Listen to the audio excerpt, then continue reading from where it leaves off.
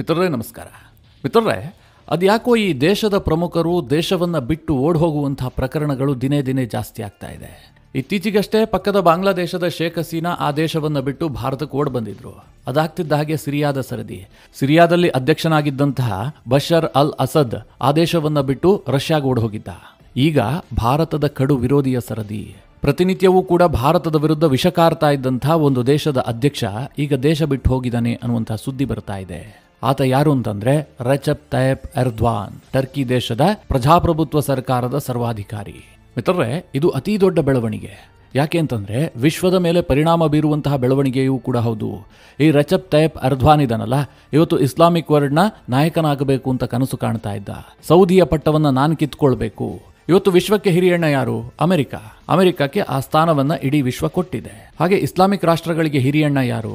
Saudi Arabia. ಯಾಕೆಂದ್ರೆ Saudi ಅರೇಬಿಯಾದಲ್ಲೇ ಇಸ್ಲಾಂ ಹುಟ್ಟಿರುವಂತಹದ್ದು, ಸಹಜವಾಗಿ ಅವರಿಗೊಂದು ನಾಯಕತ್ವ ಬಂದಿದೆ. ಆದ್ರೆ ಮಿತ್ರರೇ, ಇದನ್ನ ಕೊನೆಗಾಣಿಸಿ ಆ ನಾಯಕತ್ವವನ್ನು ತಾನು ಪಡೆದುಕೊಳ್ಳಬೇಕು ಅಂತ ಹವಣಿಸ್ತಿದ್ದಂತಹ ನಾಯಕ ಈ ರೆಚೆಪ್ ತಾಯ್ಯಿಪ್ ಎರ್ಡೋಗಾನ್, ಟರ್ಕಿಯ ಅಧ್ಯಕ್ಷ ಈತ. ಈಗ ಈತ ಹೇಳದೆ ಕೇಳದೆ ದೇಶವನ್ನ ಬಿಟ್ಟು ಹೋಗಿದ್ದಾನೆ ಎನ್ನುವಂತ ಸುದ್ದಿ ಬರ್ತಾ ಇದೆ. ಈತ ಟರ್ಕಿಯಲ್ಲಂತೂ ಇಲ್ಲ, ಅಧಿಕೃತ ಪ್ರವಾಸಕ್ಕೋಸ್ಕರವಾಗಿ ಬೇರೆ ದೇಶಕ್ಕೆ ಹೋಗಿದ್ದಾನ ಅಥವಾ ಜೀವ ಉಳಿಸಿಕೊಳ್ಳೋದಕ್ಕೋಸ್ಕರವಾಗಿ ಮಿತ್ರ ರಾಷ್ಟ್ರಕ್ಕೆ ತಲೆಮರೆಸ್ಕೊಂಡು ಹೋಗಿದ್ದಾನ ಅನ್ನುವಂಥದ್ರ ಬಗ್ಗೆ ಸಾಕಷ್ಟು ಅನುಮಾನಗಳಿದೆ. ರಾಷ್ಟ್ರೀಯ ಮಾಧ್ಯಮಗಳಲ್ಲೂ ಸುದ್ದಿ ಆಗ್ತಾ ಇದೆ, ಅಂತಾರಾಷ್ಟ್ರೀಯ ಮಾಧ್ಯಮಗಳಲ್ಲಿ ಬಹಳ ದೊಡ್ಡ ಮಟ್ಟದಲ್ಲಿ ಸುದ್ದಿ ಆಗ್ತಾ ಇದೆ. ಅಷ್ಟಕ್ಕೂ ಮಿತ್ರರೇ, ಈ ಎರ್ಡೋಗಾನ್ಗೆ ಏನಾಯಿತು? ಯಾಕೋಸ್ಕರವಾಗಿ ಆತ ದೇಶ ಬಿಟ್ಟು ಹೋಗುವಂತಹ ಸನ್ನಿವೇಶ ನಿರ್ಮಾಣ ಆಯಿತು? ಟರ್ಕಿಯಲ್ಲೇನೋ ಆಗ್ತಿರುವಂತಹ ಬೆಳವಣಿಗೆ ಭಾರತದ ಮೇಲೆ ಏನಾದರೂ ಪರಿಣಾಮ ಬೀರುತ್ತಾ? ಜಿಯೋಪೊಲಿಟಿಕಲಿ ಇದರ ಪರಿಣಾಮ ಏನು? ಇದೆಲ್ಲದರ ಬಗ್ಗೆ ಈ ವಿಡಿಯೋದಲ್ಲಿ ನಿಮಗೆ ಡೀಟೇಲ್ ಆಗಿ ತಿಳಿಸ್ಕೊಡ್ತೀನಿ. ಯಾಕೆ ಅಂತಂದ್ರೆ ಈ ಟರ್ಕಿಯಲ್ಲಾಗುವಂತಹ ಪ್ರತಿ ಬೆಳವಣಿಗೆಗಳೂ ಕೂಡ ಸಾಕಷ್ಟು ವಿಶ್ವದ ಮೇಲೆ ಪರಿಣಾಮವನ್ನು ಬೀರುತ್ತೆ. ಹಿಂದೆ ಇತಿಹಾಸದಲ್ಲೂ ಕೂಡ ಅಂತಹ ಅನೇಕ ಘಟನೆಗಳು ನಡೆದಿದೆ. ಈಗಲೂ ಕೂಡ ಟರ್ಕಿಯ ಬೆಳವಣಿಗೆಗಳು ವಿಶ್ವದ ಮೇಲೆ ಒಂದಲ್ಲ ಒಂದು ರೀತಿಯಲ್ಲಿ ಪರಿಣಾಮವನ್ನು ಬೀರುತ್ತೆ. ಹೀಗಾಗಿ ಈ ವಿಷಯದ ಬಗ್ಗೆ ಸ್ವಲ್ಪ ವಿವರವಾಗಿ ನಿಮಗೆ ತಿಳಿಸ್ಕೊಡ್ತೀನಿ. ನೀವು ಈ ವಿಡಿಯೋನ ಕೊನೆವರೆಗೂ ಮಿಸ್ ಮಾಡದೆ ನೋಡಿ. ಮಿತ್ರರೇ, ಈ ಎರ್ಡೋಗಾನನ ಬಗ್ಗೆ ಹೇಳೋದಕ್ಕೂ ಮುಂಚೆ ಈ ಟರ್ಕಿಯ ಇತಿಹಾಸವನ್ನ ಸ್ವಲ್ಪ ನಿಮಗೆ ವಿವರವಾಗಿ ಹೇಳ್ತೀನಿ. ಆಗ ನಿಮಗೆ ಒಂದೊಂದು ಡಾಟ್ಗಳು ಕನೆಕ್ಟ್ ಆಗ್ತವೆ, ನಿಮಗೆ ಈಸಿಯಾಗಿ ಅರ್ಥ ಆಗುತ್ತೆ. ಟರ್ಕಿಯಲ್ಲಾದಂತಹ ಬೆಳವಣಿಗೆ ಯಾಕೆ ಇಂಪಾರ್ಟೆಂಟ್ ಆಗುತ್ತೆ ಅನ್ನುವಂಥದ್ದು ನಿಮಗೆ ಅವಾಗ ಕ್ಲೀನಾಗಿ ಗೊತ್ತಾಗುತ್ತೆ. ಈಗೇನು ಟರ್ಕಿ ಅಂತ ನಾವು ಮ್ಯಾಪ್ನಲ್ಲಿ ನೋಡ್ತೀವಿ, ಇದು ಮೊದಲು ಈ ರೀತಿಯಾಗಿರಲಿಲ್ಲ. ಜೊತೆಗೆ ಇದೊಂದು ಇಸ್ಲಾಮಿಕ್ ರಾಷ್ಟ್ರವೂ ಕೂಡ ಆಗಿರಲಿಲ್ಲ.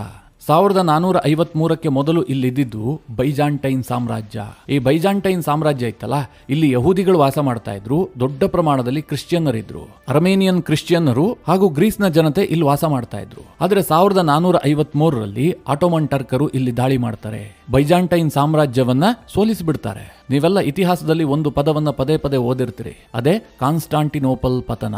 ಈ ಘಟನೆಯನ್ನ ಭಾರತೀಯರು ವಿಶೇಷವಾಗಿ ಅಧ್ಯಯನ ಮಾಡ್ತಾರೆ. ಯಾಕೆ ಕೇಳಿದ್ರೆ, ಯಾವಾಗ ಈ ಆಟೋಮನ್ ಟರ್ಕರು ಬೈಜಾಂಟೈನ್ ಸಾಮ್ರಾಜ್ಯದ ಮೇಲೆ ದಾಳಿ ಮಾಡಿ ಕಾನ್ಸ್ಟಾಂಟಿನೋಪಲ್ ಅನ್ನು ವಶಕ್ಕೆ ಪಡಿತಾರೋ, ಆ ಸಂದರ್ಭದಲ್ಲಿ ಭಾರತ ಮತ್ತು ಯುರೋಪ್ನ ನಡುವೆ ಏನು ವ್ಯಾಪಾರಿ ಮಾರ್ಗ ಇತ್ತು ಅದನ್ನು ಬಂದ್ ಮಾಡಲಾಗುತ್ತೆ. ಹೀಗಾಗಿ ಯುರೋಪ್ ಮತ್ತು ಭಾರತದ ನಡುವಿನ ವ್ಯಾಪಾರ ಸಂಬಂಧ ಕಡಿತಗೊಳ್ಳುತ್ತೆ. ಯುರೋಪ್ನವರು ಭಾರತಕ್ಕೆ ಜಲಮಾರ್ಗವನ್ನು ಕಂಡುಹಿಡಿಯೋದಕ್ಕೆ ಹೊರಡ್ತಾರೆ. ಯಾಕೆಂದ್ರೆ ಅವರು ಭಾರತದ ಮಸಾಲೆ ಪದಾರ್ಥಕ್ಕೆ ಅಡಿಕ್ಟ್ ಆಗ್ಬಿಟ್ಟಿದ್ರು. ಅದಿಲ್ಲದೆ ಅವರು ಬದುಕಲಾರದಂತಹ ಸ್ಥಿತಿಗೆ ತಲುಪಿಬಿಟ್ಟಿದ್ರು. ಹೀಗಾಗಿ ಭಾರತದೊಂದಿಗೆ ಜಲಮಾರ್ಗವನ್ನು ಕಂಡುಹಿಡಿಯಲೇಬೇಕು ಅಂತ ಯುರೋಪ್ನವರು ಅದರ ಅನ್ವೇಷಣೆಗೆ ತೊಡಗ್ತಾರೆ. ಹೀಗಾಗಿ ಕಾನ್ಸ್ಟಾಂಟಿನೋಪಲ್ ಪತನ ಏನಿದೆ, ಇದು ಭಾರತದ ಪಾಲಿಗೆ ತುಂಬಾ ಇಂಪಾರ್ಟೆಂಟ್ ಆದಂತಹ ಒಂದು ಘಟನೆ. ಅದಾಗಿರಲಿ, ಈ ಬೈಜಾಂಟೈನ್ ಸಾಮ್ರಾಜ್ಯ ಅಂತ್ಯವಾಗಿ ಯಾವಾಗ ಆಟೋಮನ್ ಟರ್ಕರು ಇಡೀ ಭಾಗವನ್ನು ವಶಪಡಿಸಿಕೊಂಡ್ರು, ನಂತರ ಇದು ಆಟೋಮನ್ ಸಾಮ್ರಾಜ್ಯವಾಗಿ ಬೆಳೆಯತೊಡಗುತ್ತೆ. ಈಗೇನು ನೀವು ಮ್ಯಾಪ್ನಲ್ಲಿ ಟರ್ಕಿಯನ್ನ ನೋಡ್ತಿರಲ್ಲ, ಇದಕ್ಕಿಂತ 4 ಪಟ್ಟು ದೊಡ್ಡದಾದಂತಹ ಆಟೋಮನ್ ಸಾಮ್ರಾಜ್ಯ ನಿರ್ಮಾಣವಾಗುತ್ತೆ. ಅದೊಂದು ಕಟ್ಟರ್ ಇಸ್ಲಾಮಿಕ್ ಸಾಮ್ರಾಜ್ಯವಾಗಿರುತ್ತೆ. ಈ ಆಟೋಮನ್ ಟರ್ಕರು ಬಂದಿದ್ದೆಲ್ಲಿ ಕೇಳಿದ್ರೆ, ಈ ಸೆಂಟ್ರಲ್ ಏಷ್ಯಾದಿಂದ. ಸೆಂಟ್ರಲ್ ಏಷ್ಯಾ ಅಂತಂದ್ರೆ ಈ ತಜಕಿಸ್ತಾನ, ತುರ್ಕ್ಮೆನಿಸ್ತಾನ, ಉಜ್ಬೇಕಿಸ್ತಾನ, ಈ ಎಲ್ಲ ದೇಶಗಳಿದಾವಲ್ಲ, ಈ ಭಾಗದಿಂದಲೇ ಈ ತುರ್ಕರು ಬಂದಿದ್ದು. ಮಿತ್ರರೇ, ಇವರು 2 ಭಾಗಗಳಾಗಿ ಹೊರಡುತ್ತಾರೆ. ಒಂದು ಭಾಗ ಭಾರತದ ಕಡೆಗೆ ಬರುತ್ತೆ. ಈ ಮೊಘಲರು ಏನಿದ್ದಾರೆ ಇವರು ಕೂಡ ತುರ್ಕರೇ.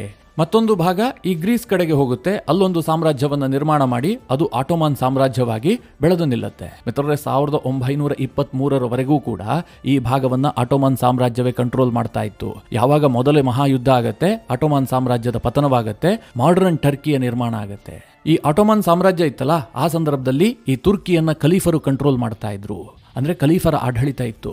ನೀವು ಭಾರತದಲ್ಲೂ ಕೂಡ ಈ ಖಿಲಾಫತ್ ಚಳುವಳಿ ಇದನ್ನೆಲ್ಲ ಓದಿರ್ತೀರಿ. ನಾನು ಅದರ ಬಗ್ಗೆ ಎಲ್ಲ ಡೀಟೇಲ್ ಆಗಿ ಹೇಳೋದಕ್ಕೆ ಹೋಗೋದಿಲ್ಲ. ಅಂದ್ರೆ ಈ ತುರ್ಕಿಯನ್ನ ಧಾರ್ಮಿಕ ಆಡಳಿತಕ್ಕೆ ಒಳಪಡಿಸಲಾಗಿತ್ತು.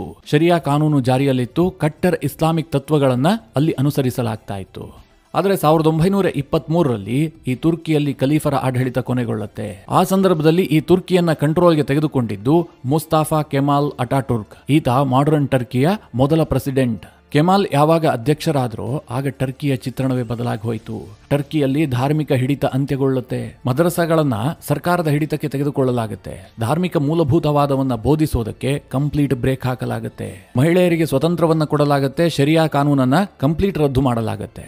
ಮಹಿಳಾ ಶಿಕ್ಷಣದ ಜೊತೆಗೆ ಮಹಿಳೆಯರಿಗೆ ವೋಟಿಂಗ್ ಪವರ್ ಅನ್ನು ಕೂಡ ಕೊಡಲಾಗುತ್ತೆ. ಒಂದು ಮಾಡರ್ನ್ ಟರ್ಕಿಯನ್ನು ನಿರ್ಮಾಣ ಮಾಡೋದಕ್ಕೆ ಈ ಮುಸ್ತಾಫಾ ಕೆಮಾಲ್ ಅಟಾಟುರ್ಕ್ ಒಂದು ದೊಡ್ಡ ಪ್ರಯತ್ನವನ್ನ ಮಾಡ್ತಾರೆ. ಅದರಲ್ಲಿ ಯಶಸ್ಸು ಕೂಡ ಆಗ್ತಾರೆ. ಈತ ತುಂಬಾ ಲಿಬರಲ್ ನಾಯಕರಾಗಿದ್ರು ಒಂದು ಜಾತ್ಯತೀತ ಟರ್ಕಿಯನ್ನ ನಿರ್ಮಾಣ ಮಾಡ್ತಾರೆ. ಧಾರ್ಮಿಕತೆಗಿಂತ ಹೆಚ್ಚಾಗಿ ದೇಶದ ಅಭಿವೃದ್ಧಿಗೆ ಒತ್ತು ಕೊಡ್ತಾರೆ. ಇದರ ಪರಿಣಾಮವಾಗಿ ಮಾಡರ್ನ್ ಟರ್ಕಿ ನಿರ್ಮಾಣವಾಗುತ್ತೆ. ಮಿತ್ರರೇ, 2003ರವರೆಗೂ ಕೂಡ ಟರ್ಕಿ ಹೀಗೆ ಇತ್ತು. ಒಂದು ಲಿಬರಲ್ ದೇಶವಾಗಿತ್ತು, ಒಂದು ಜಾತ್ಯತೀತ ದೇಶವಾಗಿತ್ತು. ಆದರೆ 2003ರ ನಂತರ ಹಂತ ಹಂತವಾಗಿ ಟರ್ಕಿ ಮತ್ತೆ ಮೂಲಭೂತವಾದದತ್ತ ಮರಳುತ್ತೆ. ಟರ್ಕಿ ಒಂದು ಇಸ್ಲಾಮಿಕ್ ರಿಪಬ್ಲಿಕ್ ಆಗುವತ್ತ ಒಂದೊಂದೇ ಹೆಜ್ಜೆಯನ್ನ ಇಡೋದಕ್ಕೆ ಶುರು ಮಾಡುತ್ತೆ. ಯಾಕೆ ಕೇಳಿದ್ರೆ ಆ ಸಂದರ್ಭದಲ್ಲಿ ಅಧಿಕಾರಕ್ಕೆ ಬಂದಿದ್ದು ಇದೇ ರೆಚೆಪ್ ತಯ್ಯಪ್ ಎರ್ಡೋಗಾನ್. 2002ರಲ್ಲಿ ಟರ್ಕಿಯಲ್ಲಿ ನಡೆದಂತಹ ಜನರಲ್ ಎಲೆಕ್ಷನ್ ನಲ್ಲಿ ಈ ಎರ್ಡೋಗಾನ್ ಪ್ರಧಾನಮಂತ್ರಿಯಾಗಿ ಆಯ್ಕೆ ಆಗ್ತಾನೆ. 2003ರಿಂದಲೂ ಕೂಡ ಈತನ ಅಧಿಕಾರ ಆರಂಭಗೊಳ್ಳುತ್ತೆ. 2014ರವರೆಗೂ ಕೂಡ ಈತ ಟರ್ಕಿಯಲ್ಲಿ ಪ್ರಧಾನಮಂತ್ರಿ ಆಗಿರ್ತಾನೆ. ಆನಂತರ ಅಲ್ಲಿನ ಸಂವಿಧಾನಕ್ಕೆ ಒಂದಷ್ಟು ಬದಲಾವಣೆಯನ್ನ ತಂದು ಈತ ಅಧ್ಯಕ್ಷನಾಗ್ತಾನೆ. ಅಂದ್ರೆ ಅಧ್ಯಕ್ಷ ಸುಪ್ರೀಂ ಆಗಿರ್ತಾನೆ. ಅಧ್ಯಕ್ಷನ ಬಳಿಯಲ್ಲೇ ಎಲ್ಲ ಅಧಿಕಾರಗಳು ಕೂಡ ಇರುತ್ತೆ. ಒಂದು ರೀತಿಯಲ್ಲಿ ಪ್ರಜಾಪ್ರಭುತ್ವದ ನೆರಳಿನಲ್ಲಿ ಒಬ್ಬ ಸರ್ವಾಧಿಕಾರಿಯ ಉದಯವಾಗುತ್ತೆ. ಈ ಎರ್ಡೋಗಾನನ ಮಹತ್ವಾಕಾಂಕ್ಷೆ ಹೇಗೆ ಕೇಳಿದ್ರೆ ಟರ್ಕಿಯನ್ನ ಇಸ್ಲಾಮಿಕ್ ರಿಪಬ್ಲಿಕ್ ಮಾಡಬೇಕು, ಜೊತೆಗೆ ಇಡೀ ವಿಶ್ವದ ಇಸ್ಲಾಮಿಕ್ ರಾಷ್ಟ್ರಗಳೇನಿದಾವೆ ಅದಕ್ಕೆಲ್ಲ ಟರ್ಕಿಯೇ ನಾಯಕನಾಗಿರಬೇಕು. ಸೌದಿ ಅರೇಬಿಯಾದ ಕೈಯಲ್ಲಿರುವಂತಹ ಈ ಹಿಡಿತವನ್ನ ತಾನು ಕಿತ್ಕೊಳ್ಬೇಕು ಅಂತ ಈತ ಹೊರಡ್ತಾನೆ. ಇದೇ ಕಾರಣದಿಂದ ಪಾಕಿಸ್ತಾನಕ್ಕೆ ಈತ ಬೆಂಬಲ ಕೊಡ್ತಾನೆ, ಇಂಡೋನೇಷ್ಯಾಗೆ ಈತ ಬೆಂಬಲ ಕೊಡ್ತಾನೆ, ಚಿಕ್ಕ ಪುಟ್ಟ ಇಸ್ಲಾಮಿಕ್ ರಾಷ್ಟ್ರಗಳಿಗೂ ಕೂಡ ಈತ ಬೆಂಬಲವನ್ನ ಕೊಡೋದಕ್ಕೆ ಶುರು ಮಾಡ್ತಾನೆ. ಎಷ್ಟರ ಮಟ್ಟಿಗೆ ಅಂತಂದ್ರೆ ಇತ್ತೀಚೆಗೆ ಮಾಲ್ಡೀವ್ಸ್ನ ವಿಚಾರವನ್ನ ನೀವು ಕೇಳಿರ್ತೀರಿ. ಮಾಲ್ಡೀವ್ಸ್ಗೂ ಕೂಡ ಈತ ಬೆಂಬಲವನ್ನ ಕೊಟ್ಟು ಭಾರತದ ವಿರುದ್ಧ ಎತ್ತಿ ಕಟ್ತಾನೆ. ಈತ ಪಾಕಿಸ್ತಾನಕ್ಕೆ ಬೆಂಬಲ ಕೊಡಬೇಕು ಅನ್ನುವಂತಹ ಏಕೈಕ ಕಾರಣದಿಂದ ಭಾರತದ ಆಂತರಿಕ ವಿಚಾರದಲ್ಲಿ ಮೂಗು ತೂರಿಸೋದಕ್ಕೆ ಶುರು ಮಾಡಿದ್ದ. ಎಷ್ಟರ ಮಟ್ಟಿಗೆ ಅಂತಂದ್ರೆ ಕಾಶ್ಮೀರದ ವಿಚಾರದಲ್ಲಿ ಈತ ಪಾಕಿಸ್ತಾನದ ಪರ ನಿಲುವನ್ನು ಹೊಂದಿದ್ದ. ಕಾಶ್ಮೀರದ ವಿಚಾರದಲ್ಲಿ ಭಾರತವನ್ನ ಟೀಕಿಸ್ತಾ ಇದ್ದ. ಅಷ್ಟೇ ಏಕೆ, ನಮ್ಮ ದೇಶದ ಒಳಗೆ CAA ಕಾನೂನನ್ನ ಜಾರಿಗೆ ತಂದ್ರೆ ಅದಕ್ಕೆ ಟರ್ಕಿ ಅಪೋಸ್ ಮಾಡಿತ್ತು. ಈ ಎರ್ಡೋಗಾನ್ ಅದರ ವಿರುದ್ಧ ಕಿಡಿಕಾರ್ತಾ ಇದ್ದ. ಇನ್ನೂ ಒಂದು ಇಂಟ್ರೆಸ್ಟಿಂಗ್ ವಿಚಾರವನ್ನ ನಿಮ್ಗೆ ಹೇಳಬೇಕು ಅಂತಂದ್ರೆ ನಮ್ಮ ಕರ್ನಾಟಕದ ಸ್ಕೂಲು ಕಾಲೇಜುಗಳಲ್ಲಿ ಈ ಬುರ್ಖಾ ವಿರುದ್ಧ ಒಂದಷ್ಟು ಹೋರಾಟಗಳ ಆರಂಭವಾದವು. ಒಂದಷ್ಟು ವಿದ್ಯಾರ್ಥಿನಿಯರು ನಾವು ಬುರ್ಖಾವನ್ನ ಧರಿಸಿಯೇ ಕಾಲೇಜಿಗೆ ಬರುವಂತಹದ್ದು ಅಂತ ಪ್ರತಿಭಟನೆಯನ್ನು ಆರಂಭಿಸಿದ್ರು. ಇದು ದೇಶ ಮಟ್ಟದಲ್ಲಿ ಸದ್ದಾಗಿತ್ತು. ಇದಕ್ಕೆ ಟರ್ಕಿ ಖ್ಯಾತೆ ತೆಗೆದಿತ್ತು. ಈ ಎರ್ಡೋಗಾನ್ ಇದನ್ನು ವಿರೋಧಿಸಿದ್ದ. ಅಷ್ಟರ ಮಟ್ಟಿಗೆ ಭಾರತವನ್ನು ವಿರೋಧಿಸುವಂತಹ ಚಾಳಿಯನ್ನ ಈತ ಬೆಳೆಸಿಕೊಂಡಿದ್ದ. ಸದ್ಯ ಈತನಿಗೆ 71 ವರ್ಷ. ಈತ ಏನ್ ಬಯಸ್ತಾ ಇದ್ದಾನೆ ಗೊತ್ತಾ? ತಾನು ಬದುಕಿರುವವರೆಗೂ ಕೂಡ ಟರ್ಕಿಯ ಅಧ್ಯಕ್ಷನಾಗಿರಬೇಕು, ನಾನು ಇಸ್ಲಾಮಿಕ್ ರಾಷ್ಟ್ರಗಳ ನಾಯಕನಾಗಿ ಈ ಹಿಂದೆ ಖಲೀಫನ ಸ್ಥಾನ ಏನಿತ್ತು ಅದನ್ನು ಅಲಂಕರಿಸಬೇಕು ಅಂತ ಈತ ಪ್ರಯತ್ನ ಮಾಡ್ತಾ ಇದ್ದ. ಒಂದು ರೀತಿಯಲ್ಲಿ ಈತನಿಗೀತನೇ ಮಾಡರ್ನ್ ಇಸ್ಲಾಮಿಕ್ ವರ್ಲ್ಡ್ನ ಖಲೀಫಾ ಅಂತ ಬಿಂಬಿಸಿಕೊಳ್ತಾ ಇದ್ದ. ಆದ್ರೆ ಮಿತ್ರರೇ, ಕಾಲ ಒಂದೇ ತರ ಇರಬೇಕಲ್ಲ, ಆ ಚಕ್ರ ತಿರುಗ್ತಾನೆ ಇರುತ್ತೆ. ಈಗ ಇದೇ ಎರ್ಡೋಗಾನ್ಗೆ ದೇಶ ಬಿಟ್ಟು ಹೋಗುವಂತಹ ಸನ್ನಿವೇಶ ನಿರ್ಮಾಣ ಆಗಿದೆ. ಟರ್ಕಿಯ ಮಾಧ್ಯಮಗಳೇ ವರದಿ ಮಾಡ್ತಾ ಇದ್ದಾವೆ ಅಧ್ಯಕ್ಷರು ದೇಶದಲ್ಲಿಲ್ಲ ಅಂತ. ಅಂದ್ರೆ ಟರ್ಕಿಯಲ್ಲಿ ಎರ್ಡೋಗಾನ್ ಇಲ್ಲದೆ ಇರುವಂತಹದ್ದು ಕನ್ಫರ್ಮ್ ಆಗಿದೆ. ಈಗಿರುವಂತಹ ಪ್ರಶ್ನೆ ಏನು ಕೇಳಿದ್ರೆ, ಆತ ಮಿತ್ರ ದೇಶಕ್ಕೆ ಪ್ರವಾಸಕ್ಕೋಸ್ಕರವಾಗಿ ಹೋಗಿದ್ದಾನಾ ಅಥವಾ ದೇಶ ಬಿಟ್ಟು ಓಡ್ ಹೋಗಿದ್ದಾನಾ? ಈ ಪ್ರಶ್ನೆ ಉದ್ಭವಿಸಿದೆ. ಯಾಕೆ ಈ ಪ್ರಶ್ನೆ ಉದ್ಭವಿಸ್ತಾ ಇದೆ ಅಂತಂದ್ರೆ, ಟರ್ಕಿಯಲ್ಲಿ ಒಂದಷ್ಟು ರಾಜಕೀಯ ಬೆಳವಣಿಗೆಗಳು ನಡೀತಾ ಇದೆ. ದೊಡ್ಡ ಮಟ್ಟದಲ್ಲಿ ಜನ ಬೀದಿಗಿಳಿದು ಹೋರಾಟ ಮಾಡ್ತಾ ಇದ್ದಾರೆ. ಪ್ರತಿಭಟನೆ ದಿನೇ ದಿನೇ ಜಾಸ್ತಿ ಆಗ್ತಾ ಇದೆ. ಇದಕ್ಕೆ ಹೆದರ್ಕೊಂಡು ಈತ ಪಲಾಯನ ಮಾಡಿದ್ದಾನೆ ಎನ್ನುವಂಥ ವಾದ ಶುರುವಾಗಿದೆ. ಅಷ್ಟಕ್ಕೂ ಪ್ರತಿಭಟನೆ ಯಾಕೆ ಕೇಳಿದ್ರೆ, ಈ ಎರ್ಡೋಗಾನ್ ಈ ಹಿಂದೆ ಪ್ರಧಾನಿಯಾಗಿ ಆಯ್ಕೆಯಾಗಿದ್ದು ನಂತರ ಅಧ್ಯಕ್ಷನಾದ ಬಳಿಕ ಅಘೋಷಿತ ಸರ್ವಾಧಿಕಾರಿಯಾಗಿ ಅಧಿಕಾರವನ್ನು ನಡೆಸ್ತಾ ಇದ್ದಾನೆ. ಈ ಸಂದರ್ಭದಲ್ಲಿ ಮಿತ್ರರೇ, ಈತನಿಗೊಂದು ಭಯ ಕಾಣ್ತಾ ಇದೆ. ಮುಂದಿನ ಚುನಾವಣೆಯಲ್ಲಿ ತಾನು ಗೆಲ್ಲುವಂತಹದ್ದು ಕಷ್ಟ.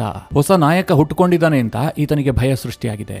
ಆ ಹೊಸ ನಾಯಕ ಯಾರು ಕೇಳಿದ್ರೆ, ಟರ್ಕಿಯ CHP ಪಕ್ಷದ ನಾಯಕ ಅಕ್ರಮ್ ಇಮಾಮೋಗ್ಲು. ಈ ಇಮಾಮೋಗ್ಲು ಸದ್ಯ ಇಸ್ತಾಂಬುಲ್ನ ಮೇಯರ್ ಕೂಡ ಹೌದು.